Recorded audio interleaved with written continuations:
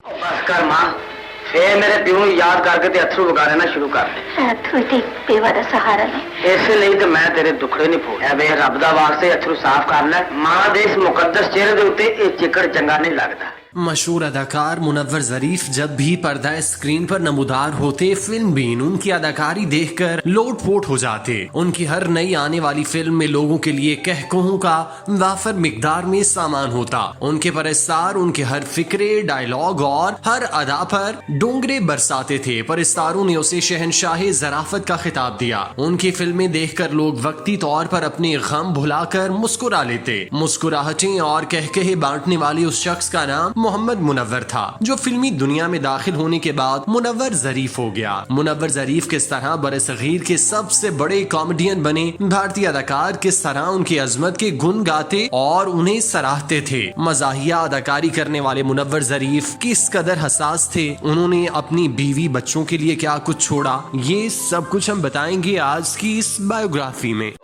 इश्क दे बादशाह जे होवे हुसन दी सरकार सोनी, दस रहंदी है केड़े हो बंगले विच, हट्टी लांदी है केड़े बाजार सोनी। ऐस ले आओ हट्टी ना बंगले भी, कहीं किसे क्लब दिलदार सोनी, ते चलो चल के क्लब भी लब लइए। लाहौर के इलाके कला गुज्जर सिंह को ये एजाज हासिल है कि यहाँ एक वक्त में दर्जन के करीब फनकारों ने जन्म लिया। एक साथ पले बढ़े और पढ़े लिखे, फिर कमोबेश एक ही दौरे असर में उन्होंने फन्नी अदाकारी में अनमिट नकूश छोड़े और दुनिया में अपने फन के डंके बजवाए। उनमें ज़रीफ, मुनव्वर ज़रीफ, रशीद ज़रीफ, मुनीर ज़रीफ, मजीद ज़रीफ, अली एजाज, रफी खावद नन्ना, खलीफा नजीर, अकमल खान, अजमल खान, अली मियाँ, हिदायतकार हैदर चौधरी और हिदायतकार आबिद शुजा नुमाया थे। पप्पू ज़रीफ और अकबर उसके बाद आने वाली जनरेशन के नुमाइंदा फनकार थे। बेशक ये तमाम फनकार अपने फन में यकता थे और हर एक के क्रेडिट में बेहतरीन कारकर्दगी का लाजवाब रिकॉर्ड मौजूद है। कला गुज्जर सिंह के इस घराने के सरबराह हाजी अब्दुल हक महकमा रेलवे में काम करते थे। अब्दुल हक साहब की बेगम मोहल्ले के बच्चों को कुरान पढ़ाने के अलावा दीनी तालीम देती थीं, जिस वजह से ये घराना मोहल्ले में दीनी घराना कहलाया। अब्दुल हक साहब के बड़े बेटे मोहम्मद सिद्दीक फन अदाकारी और गायकी की सलाहियतों से माला माल थे। जब उन्होंने फिल्म के पर्दे पर अपनी सलाहियतों का इजहार किया तो फिल्म देखने वालों ने उन्हें पसंद किया और वो ज़रीफ के नाम से फिल्मी सनत में अपना नाम और मकाम बनाने में कामयाब रहे। उनकी कॉमेडी के अलावा उनकी गुलकारी को भी पसंद किया गया। उन्होंने इस वक्त जो गीत गाए वो सुपरहिट हुए। ज़रीफ अपने वक्त के स्टार एक्टर थे, जिनकी कई एक फिल्में बॉक्स ऑफिस पर कामयाब हुईं। उन फिल्मों में पाटे खान, माही मुंडा, मोरनी, यकेवाली, छूमंतर, अनारकली, करतार सिंह और कई दूसरी फिल्में शामिल रहीं। हाजी अब्दुल हक साहब ने भी अपने बेटे के शौक और जुनून को देखते हुए फिल्मी सफर जारी रखने की इजाजत दी, लेकिन ये राज उन पर बाद में खुला कि उनकी पूरी औलाद ही फन की दौलत से माला माल है। मुनव्वर ज़रीफ भी भाई के नक्शे कदम पर चलते हुए अपने फन का इजहार चाहते थे, लेकिन बड़े भाई का एहतराम हमेशा आड़े आता और वो अपनी ख्वाहिशात का गला घोंट देते। मोहम्मद सिद्दीक अल मारूफ ज़रीफ बखूबी जानते थे कि उनके छोटे भाई भी फन की दौलत से माला माल हैं, लेकिन वो फिल्मी माहौल में उन्हें बचाना चाहते थे। वो मुनव्वर ज़रीफ के दोस्तों अली एजाज, खलीफा नजीर और रफी खावर को भी सख्ती से डांटते कि वो अदाकारी का ख्याल दिल से निकाल कर कोई और तामीरी काम करें, लेकिन मुनव्वर ज़रीफ पर छोटा भाई होने के बायस पाबंदी खुसूसी थी।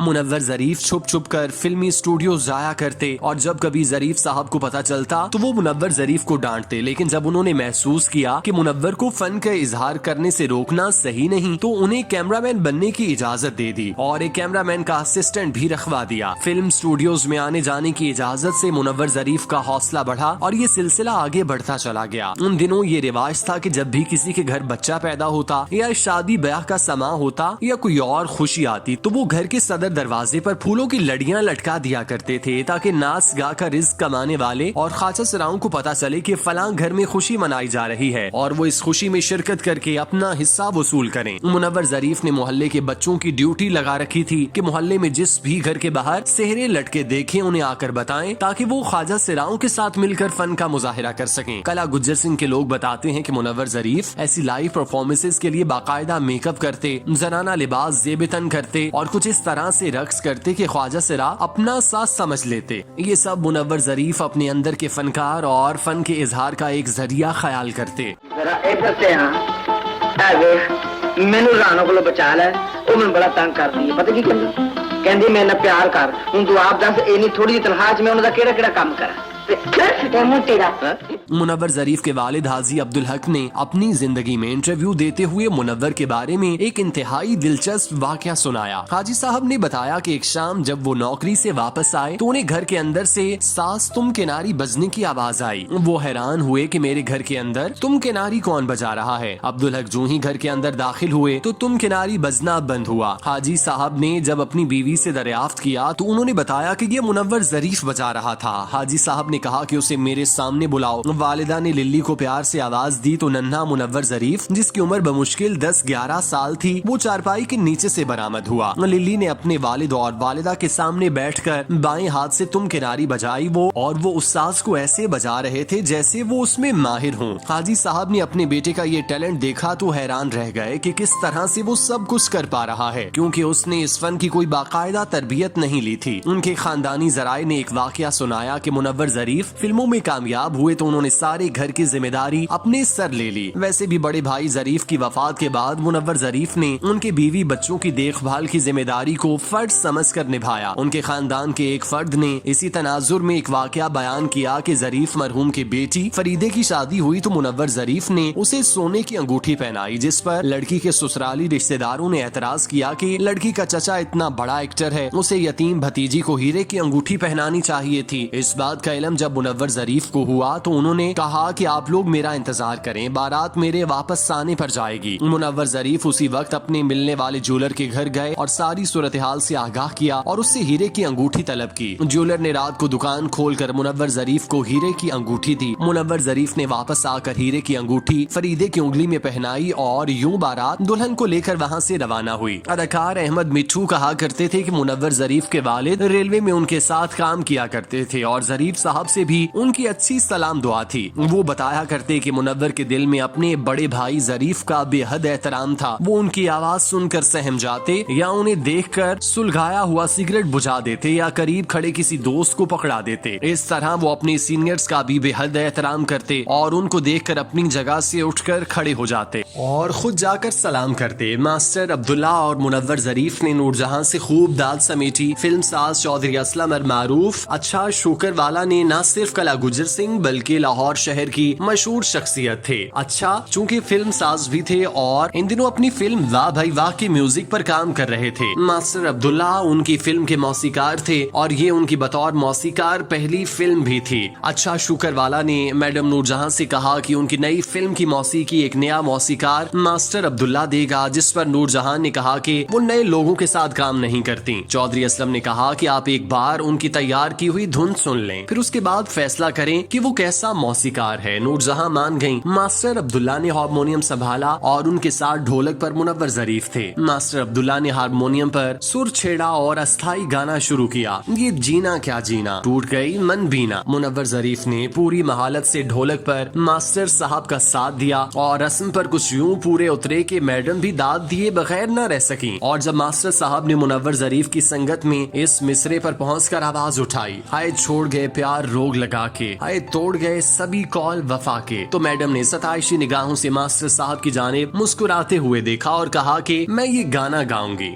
साज हो या आवाज, मुनव्वर जरीफ परफॉर्मिंग आर्ट के हर शोबे से मिस रखते थे और मास्टर अब्दुल्ला जैसे मुश्किल पसंद मौसीकार के साथ तबले या ढोलक पर संगत किया करते। मास्टर अब्दुल्ला मुनव्वर जरीफ के बारे में कहा करते थे कि वो हर फन मौला थे। मुनव्वर जरीफ को फिल्म साज इफ्तिखार मलिक ने 1961 में अपनी फिल्म डंडिया में मुतारिफ कराया। फिल्म की कास्ट में असलम परवेज, यास्मीन, जरीफ और तालिश शामिल थे। ये फिल्म कामयाब न हो सकी, लेकिन फिल्म इंडस्ट्री को मुनव्वर जरीफ की सूरत में एक हमाजहत अदाकार मिल गया, जिसने बाद में 300 के करीब फिल्मों में काम करके फिल्म बीनों को नित नए किरदारों से महसूस किया। इस फिल्म के पहले सीन के लिए जब मुनव्वर जरीफ को कैमरे के सामने खड़ा किया गया तो ऐनी शाहिदीन बताते हैं कि मुनव्वर जरीफ बार बार रीटेक करा रहे थे। जब कई बार रीटेक कराने के बाद भी वो शॉट ओके ना हुआ तो मुनव्वर जरीफ ने लोकेशन से निकलना चाहा, लेकिन उन्हें ऐसा न करने दिया गया। वक्फे के बाद मुनव्वर जरीफ ने ये शॉट ओके करा दिया, लेकिन ये पहला और आखिरी मौका था जब उन्हें रीटेक्स करवानी पड़ी। उसके बाद था मुनव्वर जरीफ और निगार खाने थे और वो कैमरों पर हावी थे।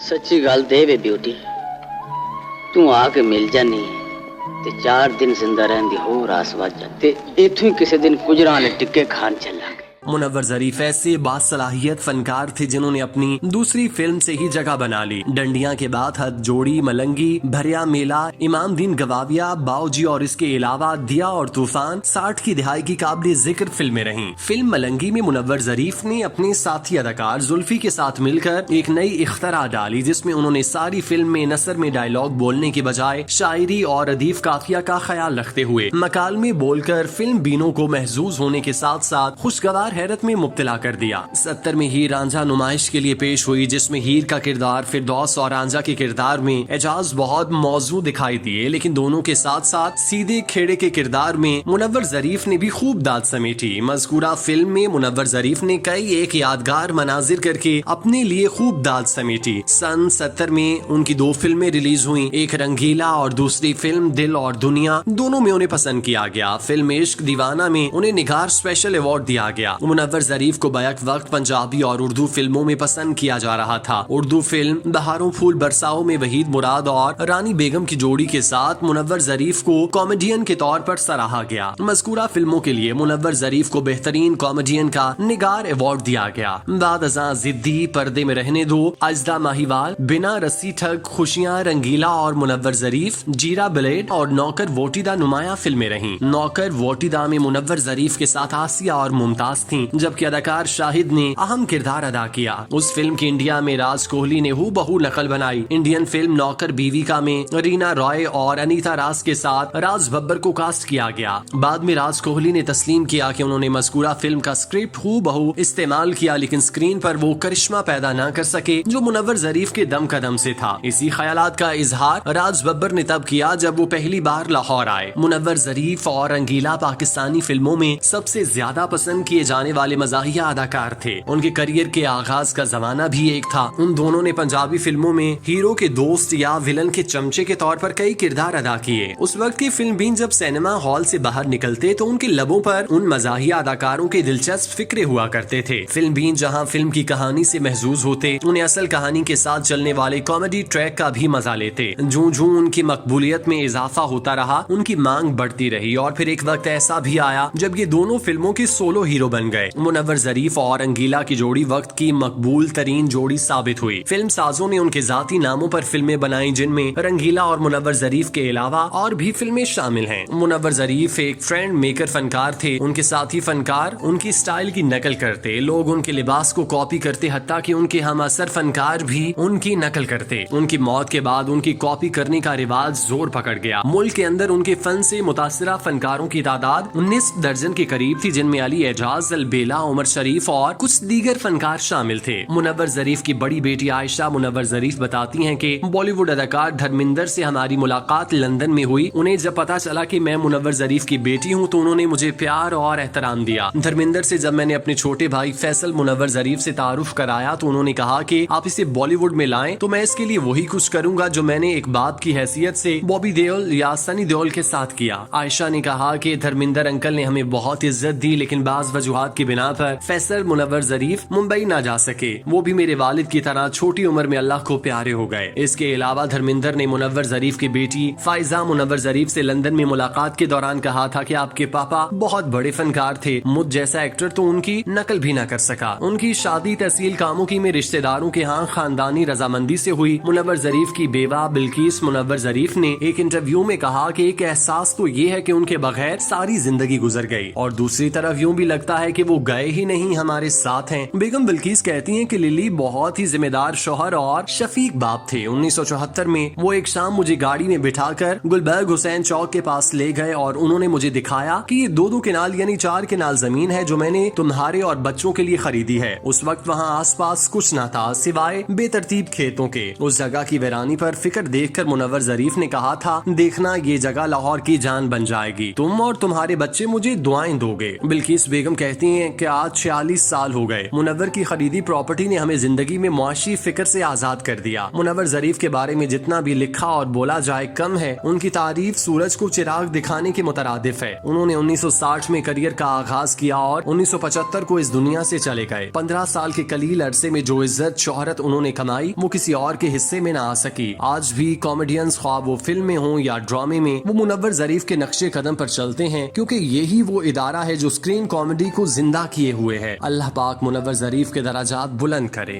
आमीन। ਤੁਹਾਨੂੰ ਗਲਤਫਹਿਮੀ, ਮੈਂ ਤੁਹਾਡਾ ਮਾਮਾ ਨਹੀਂ, ਮੈਂ ਸਿਰਫ ਤੁਹਾਡਾ ਕੰਮ ਆਉਂ। ਤੇ ਫਿਰ ਮੈਂ ਜਿਵੇਂ ਕਿਆ ਕਰਨਾ ਉਹ ਨਹੀਂ ਕਰਿਆ ਕਰ। ਹੁਕਮ ਕਰੋ, ਕਿਹੜੀ ਫਸਲ ਤਬਾਹ ਕਰਨੀ ਹੈ? ਹੁਕਮ ਇਹ ਵੇ ਕਿ ਤੂੰ ਮੈਨੂੰ ਪਿਆਰ ਕਿਉਂ ਨਹੀਂ ਕਰਦਾ? ਤਨਖਾਹ ਬੜੀ ਥੋੜੀ।